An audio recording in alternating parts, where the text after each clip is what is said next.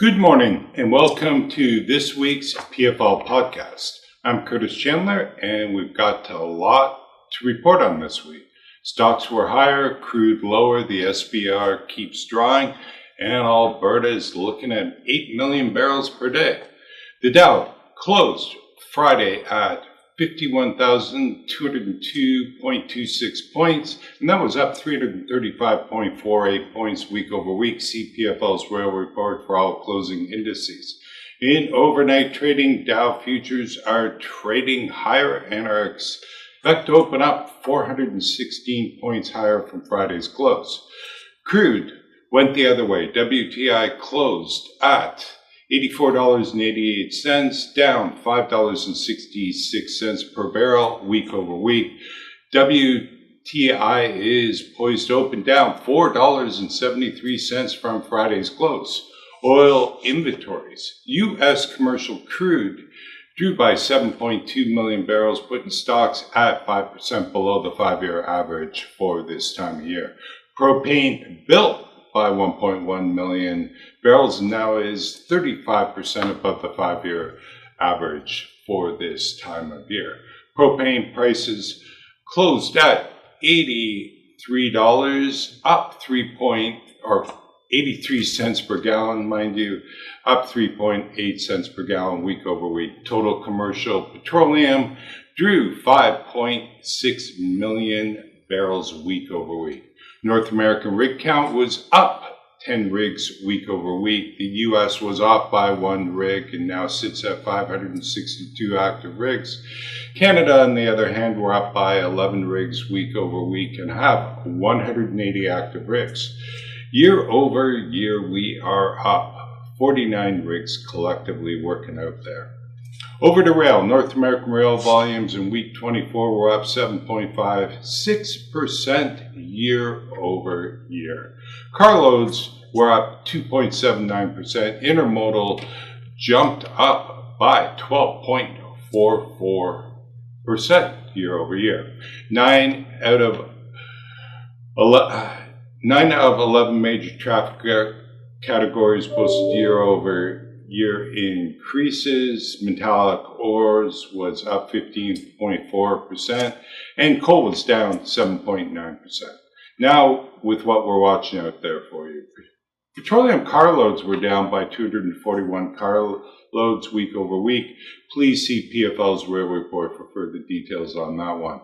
Over to the SPR. With the Iran conflict and Hormuz restrictions still active, the DOE has awarded $80 million barrels worth of exchanges.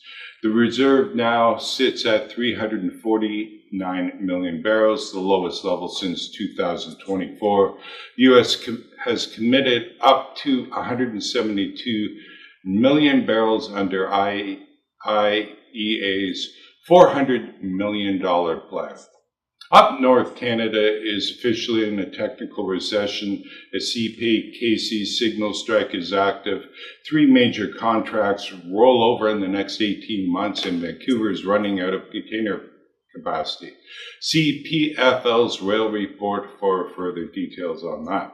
In Alberta, Premier Daniel Smith told a crowd of 2,000 people on June 5th that the province is targeting 8 million barrels per day of oil exports by 2035, roughly double the current level.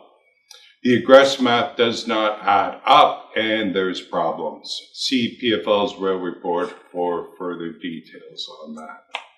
Tank cars. The industry backlog has fallen from roughly 61,000 in late 2022 to around 26,000 today, with new orders running well below the replacement rate.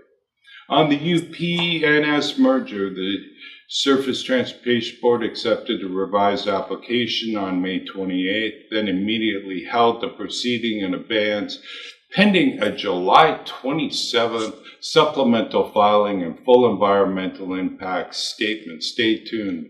We are watching this one for you. D4 RINs closed on Friday of last week at $2.42, up 3 cents per RIN week over week. D6 RINs closed at $2.38, up 4.5 cents week over week. Both vintages are within the reach of 2021 record volumes and have roughly doubled, putting demand on tank cars. Read all about it in today's report. Closing out, the macro main producer index was up 1.1% and the strongest gain since 2022. See PFL's rail report for further details on key economic indicators. That's it for this week. As a reminder, PFL handles storage, leasing, subleasing, car cleaning, repairing, flaring, scrapping, and nitrogen generation and transloading service. If today's podcast was useful, share the podcast and PFL's Rail Report with a friend, a colleague. We have a lot of followers that read this, and please pass it on. We're always looking for work, folks, so please give us a call and we'll be sure to help you out. We hope you have a great, safe week.